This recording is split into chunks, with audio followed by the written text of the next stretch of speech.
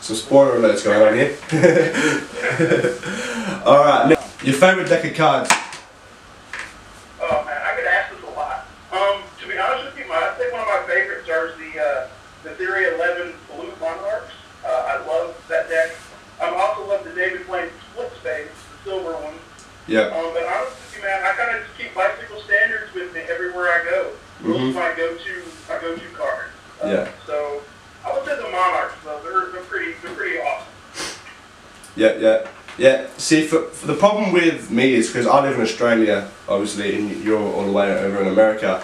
But in America, what I've noticed is, like, when I've spoken to some people there, you can buy decks pretty much everywhere, like at a Coles, or we call it Coles, any supermarket like that. For me, I have to like go online or like some certain shops which are like pretty far away from where I live, and it's just hard. So basically, I buy all my cards online.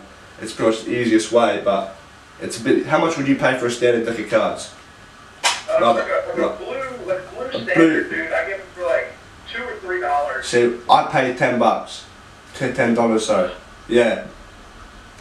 And that's the cheapest, but even same with the reds. But like I do collect decks as well, and I'm like pretty. Sometimes I buy two if I want to open them, so I got one sealed. I'm really like that. But my favorite deck of cards is is the Daniel Madison Rounders. Oh, the brown ones? Yeah, the brown, the blacks. But I've only got the brown ones. But yeah, I'm just a huge fan of his cards. Yeah, the Madisons and the Rounders, sorry, and the Dealers. The rest ones are just a bit childish play, you know. I weren't a fan of the last few that he did.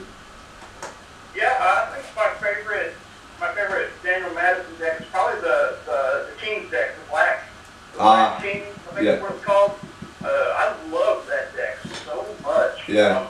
If I could go to any store in the world and like I could just buy them in bulk, I would. Yeah. But you know, they're really good. Yeah. I recommend if you don't have those cards, I recommend like going to like Illusionist or Theory 11 or wherever they're at, and buying the black King's deck because it is so dark and fresh. I love your enthusiasm with it. You just love it. I mean, dude, let's just be honest. There are cards out there that suck. Yeah. Yeah. But then there are cards out there that are just amazing, and they make you feel really good that you have the second playing card. And those Black Kings decks make me feel like I'm amazing. Like when I first grabbed the Dealers, that's when like the borderless deck, whatever, was just like the little small logos. Like when I first bought it, I was in Sydney like, visiting some cousins, and like I opened up the deck, and just like the feel of it was so different to a bicycle deck, and just like when you spread it, because that was my first borderless deck, and just by spreading it, just second deals, bottom deals were just perfect. I loved them. I feel like a kid again, huh? Yeah, you feel excited, and that's to me what magic is, and that's kind of like what cards do, you know, that makes you feel that magic. Yeah. And it's a beautiful thing when you can do like a magic trick, and like the person that you're doing magic to feels like a kid again, and feels like, wow. Yeah. Did that really just happen? That's I like to bring out the kids in people pretty much, you know. Yeah, just it really does. Yeah, take out the reality. I meet a lot of people that I'll do a trick for, and like they're kind of like, you know. But like, if you do a trick really good, they are like, what? How did you do that? Do that again to this guy, you know? And yeah, magic. For some reason, it just brings out the little kid inside people, and it makes them feel all that, you know, excitedness, joy, happiness. Yeah, that's exactly for me, because I remember I performed to it, like this guy was grumpy, I don't know what was his problem, and like, I was doing a trick, well yeah, this is what you did, he was wrong no matter what, but I just let him have it, because obviously he was having a bad day, and then I just put out the invisible deck, you know, because this guy, there was a group of them, he was just bringing the crowd down, I put out the invisible deck, and I don't know, he changed his mind about 3 or 4 times, just to try and prove a point. Even the last minute he changed his mind, and it was perfect, you know. Invisible deck, you can never go wrong. But and he just, I don't know, I think I made his day. He was like filled with joy, you know. He was loving everyone, the sun. But yeah, we'll come to our final question here on the show. Unfortunately, your favourite magicians or magician or illusionist. Oh man, I'm gonna catch a lot.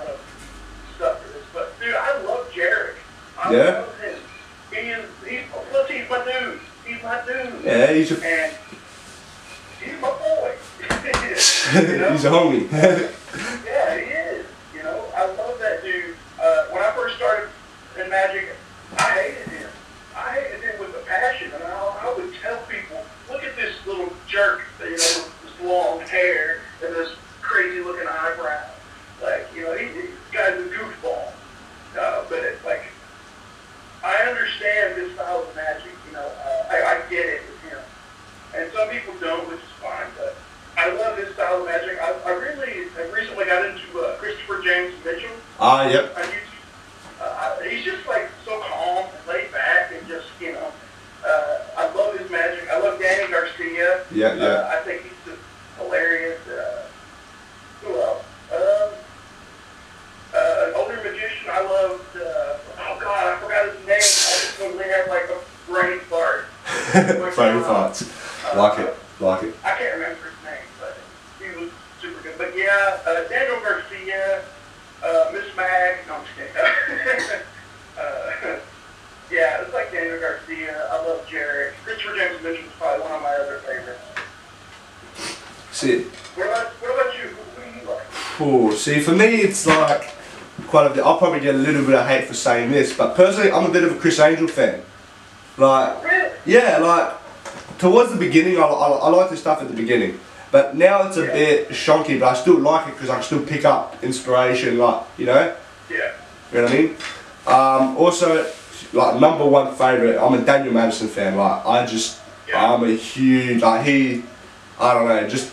I sort of like relate because just his style, like his card manipulation, is just something that I want to master. So it's just, I don't know, I'm just a huge fan. And Dan Sperry, I like his stuff. He's really good too. Yeah, I love his routines, how he performs, and how he's like sort of like a gothic dark style, but he's also funny and he's like laid back. He sees reality in life. He's not like a Mr. Big Shot. That's one thing I like too. That's one thing that's always a key for me. Yeah, and let me just also add out there that David Blaine, obviously, Yes. he was a big part of me. I watched his videos on YouTube, probably like everybody else did. Yeah. And you know, watched his stuff, and I was like so just overjoyed with what he did because he didn't really, you know, like Chris Angel, he split people apart, and like the legs would be running this way, but like the arms would be running this way. You know, and David Blaine just did like card tricks to people. He didn't do anything too crazy. Yeah. That's what I love. And like, what I love about David Blaine is that he would do a card trick, and like the people would be freaking out, and he's just like, yeah, it's like, I'm super high right now, man. I just love it. Pick a card, any card from this random deck of cards. I loved it. And like he was a bit of inspiration to me, like that got me into like the underwater, like holding the breath. Like that's one thing I want to practice now. Like just like holding breath underwater without, you know, any breathing apparatus or anything like that.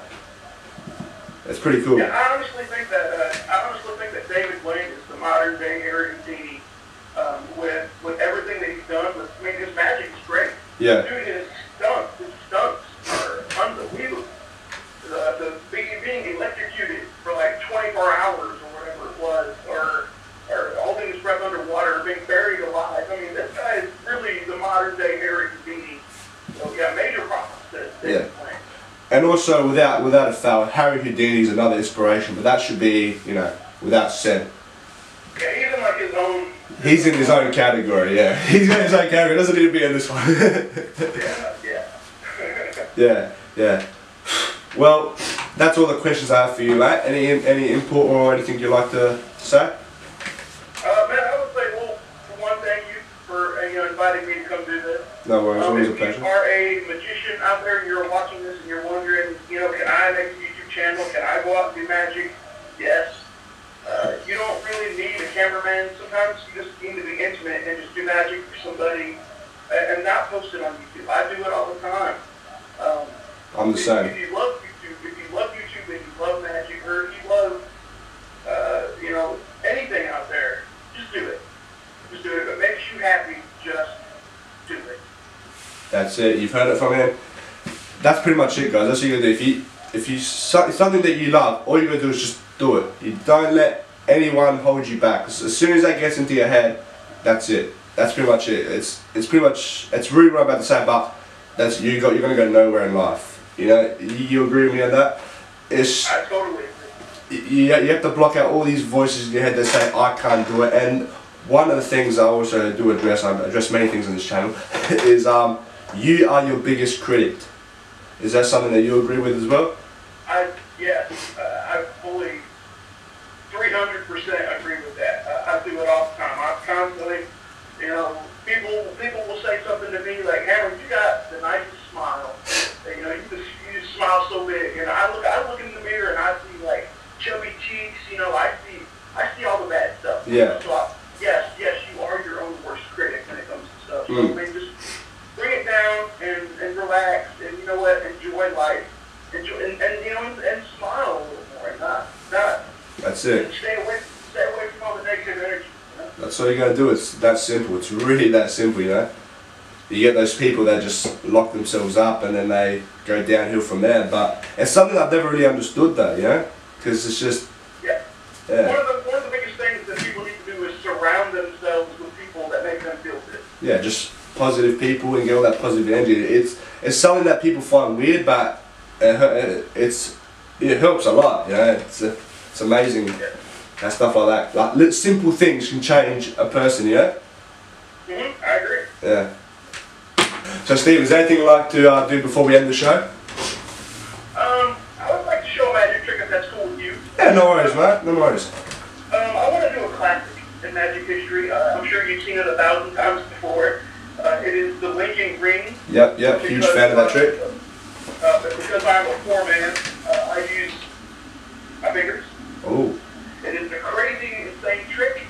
If you blink, you might miss it, but you will see two linking rings, right? Alright, guys, keep your eyes open. A solid and a solid, right? They can't pass through each other, right? Yeah. 1, 2, 3, and they're together. What? Did you see that? Linking rings, if you don't blink, you might miss it. 1, 2, 3. What? Alright, guys, there it is. Oh, that's too much for this. Alright, there you go. Thank you very much for joining me on the first and being the first guest. Hope you enjoyed it. That's it, guys. Take it in for this week. I'll see you next week.